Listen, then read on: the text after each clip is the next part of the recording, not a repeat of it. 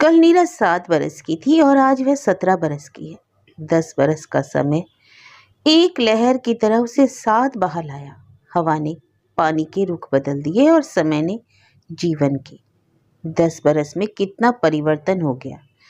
ये 10 बरस पहले नन्ही टांगे जिन परिधियों को लांग लेती थी, आज उनके बाहर झांकना भी उसके लिए संभव नहीं। पहले वह नासमझ बालिका थी, आज समझदार नवयुवती है। जीवन यही है, व्यंग भी यही है। उसकी चंचलता गंभीरता में बदल गई है। उसकी मुखरता ने खामोश रहना सीख लिया है। सोचने लगती है तो वर्तमान से बहुत पीछे रह जाती है, वहाँ से लौटे तो बहुत आगे निकल जाती है। वर्तमान के केंद्र पर विचारधारा भ्रांत होकर घूमती है। नीरा ने अपने को देखा। शारीरिक विकास उसके और नन्ही नीरा के अस्तित्व में एक युग का अंतर बतलाता है। तब चाहती थी कि जल्दी जल्दी बड़ा होना, और आज चाहती है कि पहले की तरह बालिका बन जाए। शैशव की चाह पूरी हो चुकी है, आज की चाह कभी पूरी नहीं होने की। वह ये सब समझती है, फिर भी विचारवश से बाहर होकर चलते हैं। नीरा कमरे में टहलने लगी। उसे अनुभव हो रहा था कि सारा वातावरण ही विषैला हो गया है। एक एक चीज में तर्जना है। सजावट का सामान सूनेपन की विडंबना को महत्व देता है। वह कमरे में अकेली थी और अकेलापन धीरे धीरे विश्वमय होता जा रहा था। कल रात को उसका विवाह हुआ था। वह रात जो जीवन की मधुरतम कल्पना थी, वह एक विभीषिका बनकर छाई रही। सुहाग रात आज होगी। इस समय संध्या है। संध्या के बाद तारे निकलेंगे, फिर रात आ जाएगी। उसे लगा जैसे जीवन तत्व ही निशेष हो रहा है। आज की रात जीवन में घातक कटुता घोल देगी, और संभव हो तो वह रात दिन के मनकों से बनी जीवन माला का यह काला मनका तोड़कर फेंक दे। मगर जानती है, एक मनका तोड़ने से माला ही तो टूट जाएगी। उसमें इतना साहस नहीं है। पलंग पर बैठकर नीरा ने चारों ओर देखा। 10 बरस में आंखें इस घर की दीवारों से परिचित हो गई हैं। रंग कई बार बदले गए, पलंग से चादरें भी उतरती रहीं। उसकी आशा जीजी घर की रानी थी। 1 महीना पहले ही तो जीजी ने आंखें मूंद दी, और उनके स्थान पर आज स्वयं वह आ गई है। देह कांप उठी। 10 बरस पहले एक अपरिचित व्यक्ति को जीजा के रूप में देखा था, आज से उसी को पति के रूप में पहचानना है। और जीजा का वह प्यार भरा संबोधन, नीरो रानी, नीरो रानी। नीरो रानी का तो आज से तात्पर्य ही बदल जाएगा। नया अर्थ होगा और नई व्याख्या होगी, और उसके साथ साथ हृदय भारी होता गया। विवाह हो चुका। आग की साक्षी में वागदान करके मां ने आंसू पोंछ लिए। घर का गाछ जला तो उसकी राख में नया अंकुर रोप दिया गया। पानी के कुछ छींटों में राख सदा के लिए दब गई। बाहर आकाश फैला है। शून्य, शून्य पर अंतर्वेदना की छाप नहीं पड़ती। शैशव के चित्र कहीं इस आकाश में अंकित होते तो उन पर काली तूलिका से दाग कर देती। चरमर चरमर करके बैलगाड़ी सड़क पर चल रही थी। नीरा को बहुत पुरानी बात याद आई। पिता ने कभी कहा था, जीवन एक बैलगाड़ी है, एक हिचकौले से इसके तख्ते हिल जाते हैं, एक कली टूट जाए तो पहिए निकल जाते हैं। तब केवल सुना था, और आज ठीक समझ रही है। पिता की मृत्यु हुई, कील टूट गई, पहिए निकल गए, गाड़ी बैठ गई। नन्ही कृष्ण ने उसका दुपट्टा खींचा। नीरा एकदम सचेत हुई।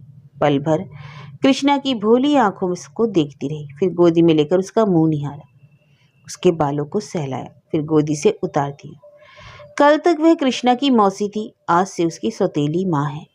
मौची, तू माँ को लेकर नहीं आई? कृष्णा ने कहा। नीरा मन ही मन रो थी। कृष्णा आज भी अपनी माँ की प्रतीक्षा करती है। क्या वह कभी उसे माँ के रूप में स्वीकार करेगी? नीरू रानी का तो अर्थ बदल सकता है, पर कृष्णा का कोश बहुत छोटा है। वह अपने शब्दों का एक ही अर्थ जानती है। वह उसे कहती है मौची। कृष्णा के लिए वह मौसी ही रहेगी। उसका शैशव जानता है लहू और पानी का विवेक। बच्ची के प्रश्न का उत्तर न देकर नीरा ने कहा, जा उधर जाकर खेल मुन्नी, मीरा वहां अकेली होगी। नहीं मौची, पहले बता ना, माँ कल भी आएगी कि नहीं? नीरा ने उसे अपने साथ सटा लिया, स्वयं को सहेज कर कहा, तू मीरा को जिस दिन नहीं मारेगी उसी दिन आएगी। अच्छा जा मीरा के साथ खेल बाहर। कृष्णा संतुष्ट हो गई। नीरा के गले में बाहें डालकर नाचने लगी, फिर उसे छोड़कर भाग गई। नीरा ने सामने देखा, आंखें दीवार पर लगे हुए चित्र पर अटक गई। कसाई मरी हुई बकरी को भून रहा है। हरी घास के पास बंधी हुई दूसरी बकरी घास में मुंह मार रही है। कसाई देख रहा है, घास की ओट में वह छुरी है जिस पर अभी भी लहू के दाग हैं। नीरा की आंखों के आगे शमशान का वह दृश्य आया जब आशा जीजी की चिता से चिंगारियां निकली थी, और चिंगारियों की ओट में वह कितना रोई थी, कितना सिसके थे उसके जीजा। और महीना भर बाद वैसे ही आग के चारों ओर जीजा ने उसके साथ फेरे लिए। उसे लगा जैसे बहन की चिता के चारों ओर घूम रही है। चटकती हुई चिंगारियां और बोले जा रहे वेद मंत्र दोनों एक से ही तो थे। विवाह हो गया बिना सजधज और चहल पहल के। समय के संकेत ने उसे सौभाग्यवती बना दिया। लाल चूड़ियां और लाल सिंदूर।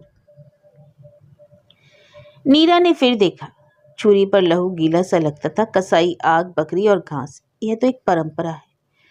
वह भी इसी परंपरा को निभा रही है। उसने आंखें मूंदने की चेष्टा की।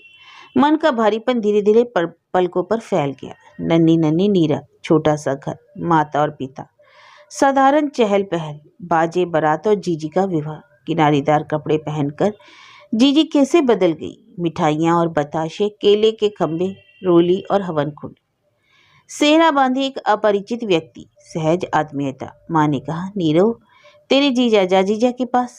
जीजा ने बाहें फैलाई और कहा, आ नीरो रानी, तुझे खिलौना देंगे, मेले ले जाएंगे। नीरा पास नहीं गई, दूर भाग गई। रोती हुई जीजी डोली में बैठी। माँ ने कच्ची लस्सी में पैर डाले, फिर जीजी लौट कर आई। गुड़ियों जैसे लाल लाल होठ और झांकियों की सीता जैसे कपड़े। नीरा हंसी और तालियां पीटने लगी। फिर वही अपरिचित व्यक्ति जीजा। माँ ने कहा, जब कुछ दूध का पियेंगे। नीरा पास गई, सिमटी और संकुचित सी। जीजा ने उसे दोनों बाहों से पकड़ लिया और पास खींचा। दो मोटे मोटे होठ, नाक के लंबे बाल और विचित्र सी गंध। नीरा हिचकिचाई, पीछे हटी और उसने उस व्यक्ति के गाल पर एक थप्पड़ लगा दिया। चौंक कर नीरा ने आंखें खोली। वही शून्य आकाश, दूर दूर तक कालीमा में ओझल होते हुए धरती के चित्र। कहाँ है शैशव? पीछे, बहुत पीछे। बीच में 10 बरस की दीवार है। झिंगुर बोलने लगे, अभी रात होने वाली है। गोधूली के गहरे पट पर एक तारा झिलमिलाने लगा। नीरा की आंखों से 2 आंसू टपक पड़े।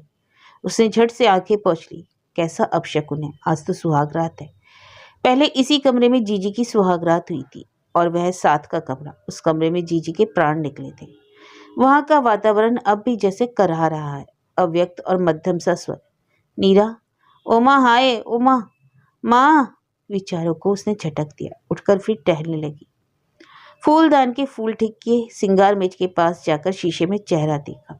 बाहों में मांसलता है और गालों पर गुलाबीपन। जीजी के गाल पिचक गए थे, बाहें सूखकर कैसी हो गई थी, पतली हड्डियों जैसी। रूखे से मुंह में दांत कैसे लगते थे। बड़ी बड़ी आंखें कितनी डरावनी थी, और वे उसे देखकर अंतिम दिन भी कहती रही, नीरा तेरा ब्याह तो देख लेती, बाबूजी की तरह मैं भी तेरे ब्याह से पहले ही। नीरा की आत्मा चीख उठी, देख जीजी देख, तुम्हारी नीरा का ब्याह हो गया और आज उसकी सुहाग रात है, देखो देखो। और उस पर शिथिलता छा गई। निढाल सी वह पलंग पर बैठी रही और फिर लेट गई। छत की कड़ियों में मकड़ी का जाला था। जाला धीरे धीरे फैलने लगा, फैलकर इतना बड़ा हो गया कि नीरा उसमें उलझ गई, बिल्कुल अवसन और निश्चेष्ट। पृथ्वी की धुंधली रेखाएं आकाश की कालीमा में खो गई, तारे निकल आए, रात हो गई। गर्म सांस के स्पर्श ने नीरा की पलकों को खोल दिया। तो उत्सुक होठ उसके होठों के बहुत निकट आ रहे थे। नीरा सहमी और सिमटने लगी। 2 हाथों ने उसकी बाहों को पकड़ लिया। बाहर अंधकार था। उसे मन में लगा कि आकाश ने भी आंखें मूंद ली हैं। 2 मोटे मोटे होठ, नाक के लंबे बाल और विचित्र सी गंध, निकट और निकट। आंखों के 2 गहरे गड्ढे। नीरा हिचकिचाई, चाह की बाहें झटक दे और जोर से तमाचा लगाए जिससे सारा वातावरण झन्ना उठे, मगर हाथ नहीं उठ सके। आज वह नासमझ बालिका नहीं, समझदार नवयुवती है।